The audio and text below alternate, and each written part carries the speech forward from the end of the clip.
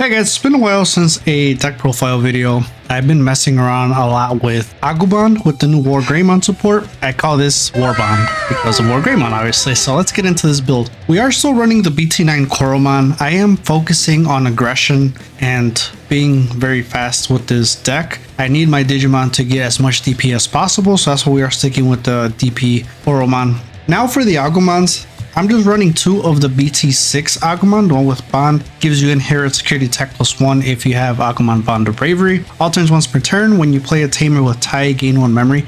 It does come up, but not as often as you think. But when it does, it's pretty cool because it could trigger on your opponent's turn. If they swing at security, they're at 0. They hit a Tai, they pass it over to you, and now it turns over. The reason I am running 2 is because you won't always go into Bond, right? You'll more than likely go to War Grey, and then he's not going to really get any benefit from the security attack +1, and you're just going to be chipping away with all your Greymons anyway, that you won't really need the security attack +1. Or of the new Agumon from BT14, this card makes this deck so aggressive because you are able to Digivolve into Greymon during your standby phase, during your main phase, during the start of your main phase, so long as you have a Tai in play. And this is awesome because now your opponent can't memory choke you, so you just Digivolve for free, even if you're at 1, still maintaining your turn, and then swinging security attack +1 with the promo Greymon. One of the downsides that this deck had was the memory choking, right? They would always leave you at 1, so you had to kind of wait 2 turns, go into Greymon, and then swing.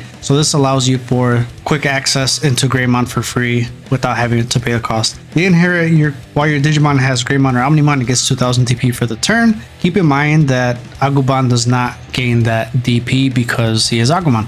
Or of BT12 Agumon, just for the search power, be mindful that when you do play this, you cannot pick up Agumon Bond of Bravery, right? Only Greymon and or Tais. I am running it at 4 just to help me search through the deck quicker. Once I have 1 Bond of Bravery, which is really all you need in 1 match, then you can just drop this Agumon without being scared of missing a Bond. And then the inherit just gives you 1000 DP so long as you have a Greymon or Omnimon. Again, it does not work for the Bond. Or of the starter deck 7 Agumon. When attacking, when this Digimon attacks a player, it gets 2000 DP for the turn. Again, since I'm doing a very aggressive build and I'm just going to be swinging at my opponent, they're going to get the DP no matter what. Even if you get blocked, if your initial target was your opponent, then you get the 2000 DP. I am running all of Agumons because I want to be able to always be able to warp into the new War Greymon. You can take in some Gatsumon if you would like for the meta, but I don't think that's really all that necessary because considering if do you really want to pay 3 memory, pass over, you have a Gatsumon, and now they just pop it, then it's kind of like, oh well, there it goes. For the champions, 4 of the BT14 Greymon, when attacking, this Digimon gets 2000 DP for the turn. That is really massive. Then if you have a Tamer with Tai in its name, gain 1 memory, which is also very good because now if you're at 1, you Digivolve for free into this Greymon. You swing, get 2 memory, and now you can hybrid for game. I love using this because you get that extra DP. So now you're at 7. If you have the Agumon underneath, you get 9. And if you have the Koromon, you get another 1000. So now you're swinging with 10k, even if it's at 1 check, more than likely you're going to survive. The inherit is the same. If you have a Greymon or Omnimon, get 2000 DP. Again, it does not stack onto your Bond. The main Greymon that we're playing is, of course, the promo 010 Greymon. Or, while this Digimon has Agumon as a Digivolution card, it gains security attack +1. So this is the whole gimmick of this deck, right? You just go into the Agumon. You go into this Greymon from the Agumon, you swing, now you get security attack +1. And that is why it is really good with the new Agumon because you Digivolve for free and you get the extra DP, making them 7000.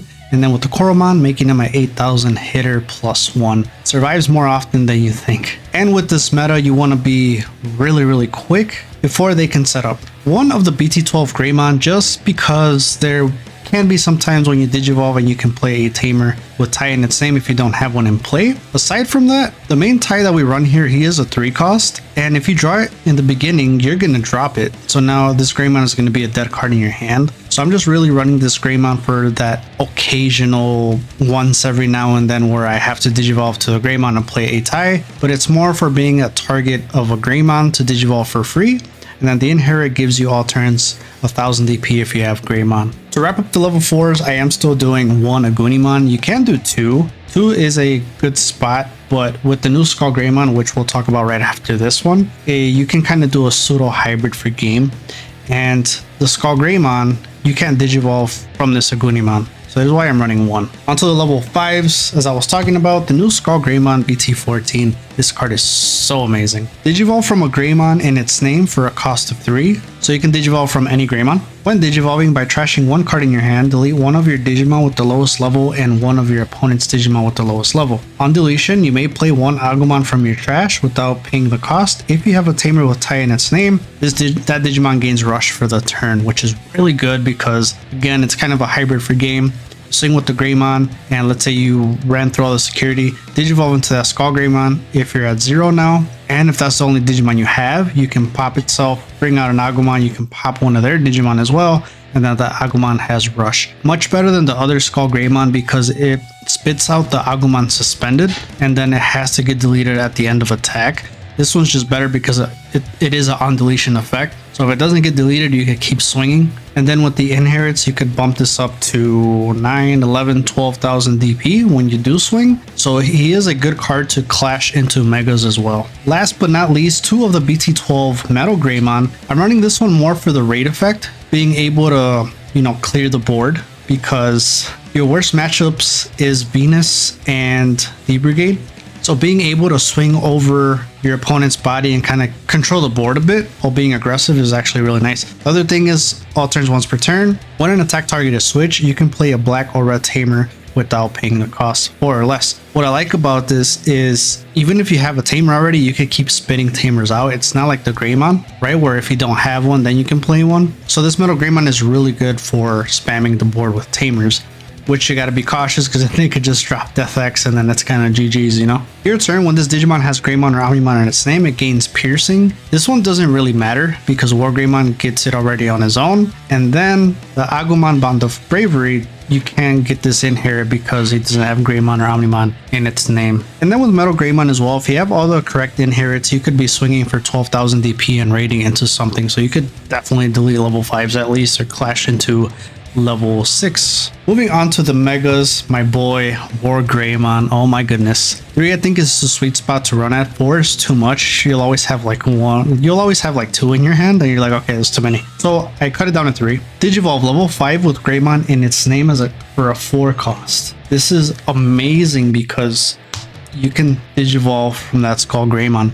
So if you have 2 bodies, you can Digivolve to that Skull Greymon. You could delete your other lowest level if that Skull Greymon is not the lowest level. So now you pop a body and then you can Digivolve into War Greymon, still being able to attack and getting rid of another body. So really good just for that. You are able to go all the way up with both of the level 5s into this War Greymon. So the gimmick here with the Agumon Bond of Courage, you can warp from Agumon to Bond of Bravery. Not Courage, should have been Courage. Anyway, but you could also warp into this War Greymon, which is why we're running 3. While you have a Tamer with Taikumiya in its name and your opponent has a Digimon with 10,000 DP or more, one of your Agumon may Digivolve into this card for a Digivolution cost of 4, ignoring its Digivolution requirement. So that is why all my rookies are Agumon. I don't want to draw Gatsu when I needed an Agumon and now I can't warp. When Digivolving, this Digimon gains Raid for the turn, then it may attack. So it's a pseudo blitz. When attacking, if you have a Tamer, this Digimon gains security attack +1 and piercing for the turn. So this is why the inherit of Metal Greymon isn't really going to come in handy for you, because when you attack, you're going to have piercing. I will say this really quick. I don't run an Omnimon the blitz, and I was trying it at 1. The reason I wanted to do that is because I would Digivolve into the War Greymon, and then we go ahead and swing, and it'll still be my turn sometimes. And then I cleared all the opponent's security, and I couldn't close out because I didn't have enough memory for a hybrid. So in that case, that's why I really wanted to see Omni Blitz from BT5, but I ended up deciding to take it out. If I do put it back in, I'll probably put it at 1 because more than that, it'll be a dead card if you go into Bond of Bravery. Going into the level 7s, we do have the 3 Bond of Bravery. 4 again is too much because again, you're also going into War Greymon, not just Bond. What's cool is that you can Digivolve on top of War Greymon into Bond of Bravery. So this one, when attacking, if you have a Tamer in play, delete one of your opponent's Digimon with 13,000 DP or less. It sucks because you can't pop a Quartz, you can't pop a Death X with that effect. Your turn, once per turn, when an opponent's Digimon is deleted, trash the top card of your security stack. So it kind of already has a pseudo security attack +1, right? Which is another reason why you kind of don't really need that Agumon that gives a security attack +1, but it's still good, more towards the beginning of the game.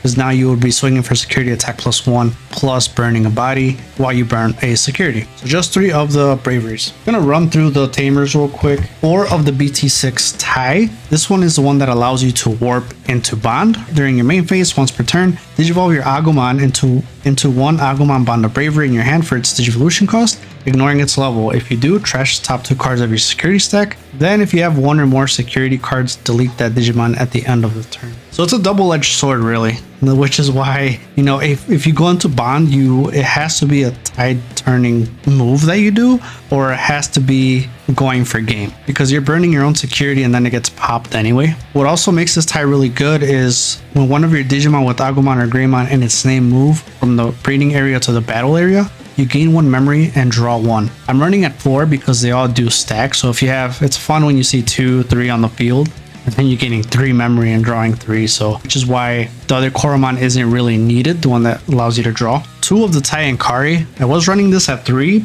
but more than likely you're always going to have more security than your opponent. So you'll always only gain 1, right? This one, start of your turn, if you have 3 or fewer security cards, gain 1 memory. If your opponent has 3 or fewer security cards, gain 1 memory. When one of your red or yellow Digimon attacks, you may suspend this Tamer to have all of your opponent's security get -2000 for the turn. This is exceptional for the Greymon. When you're attacking and you get to tap it, not only are you swinging for like 10k, 8k, but now you're reducing the security attack of your opponent as well, allowing your Greymons to survive. And if you know they're going to get popped the next turn, that's when I just Digivolve into that Skull Greymon, and then I choose not to resolve the one Digivolving because it's not mandatory. So now if they delete it, now I could bring back an Agumon and I'm doing it all over again. Really good. Last but not least, man, there was a lot of playtesting with this. Starter deck 15 tie. I still want to have a memory set Tamer for 1. 2, it's a tie, so it works with all my effects. 3, this works really well with War Greymon and of course Metal Greymon. All turns, when an attack target is switched by suspending this Tamer, draw 1, and one of your Digimon gets 2000 DP until the end of the turn. So remember I was talking about that Metal Greymon being at 12k?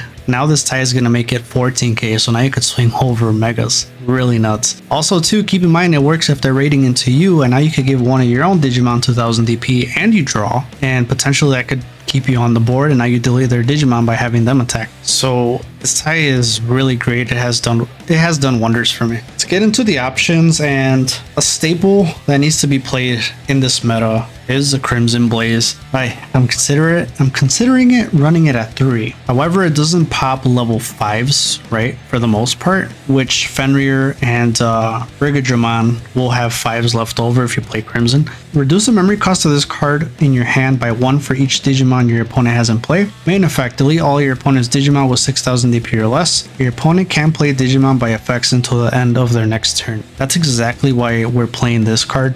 Is yes, it's gonna wipe board, but more importantly, it's gonna prevent your opponent from playing Digimon with effects. So Fenrir won't be able to play 3 bodies. Brigadramon won't be able to play another 3 bodies, right? Remember, they have to go through that motion too. So with Brigadramon end of turn, they still have to go through that motion, even if a Crimson Blaze is in play. So that means all their cards get trashed, which can be good and or bad with the Missimon and recycling things. So 2 of the Crimson Blaze.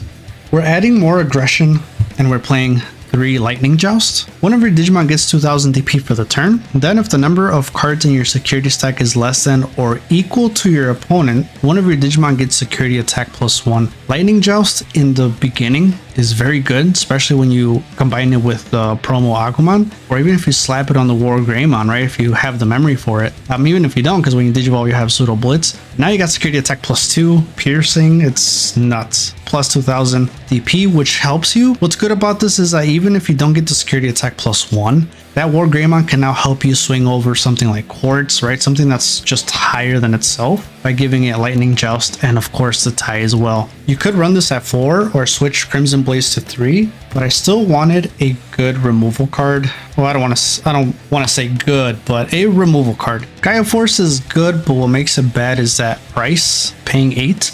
When you have all your Tamers in play, eventually you'll be at like 5, 6 memory. So then playing Gaia Force, you leave your opponent at 2. Really, I just have this to deal with something like Death X, because Death X will punish you, especially for having all those tamers and just getting rid of big bodies that you can't get rid of at that very second, obviously. And then the security effect, it just activates the main effect, so that's also very good. And there you have the new AguBond deck profile. I am working on Digimon and Plessimon, very close on finishing those up, so make sure you guys are subscribed, hit the bell icon so you guys can get notified when those come out, and I'll see you guys in the next video.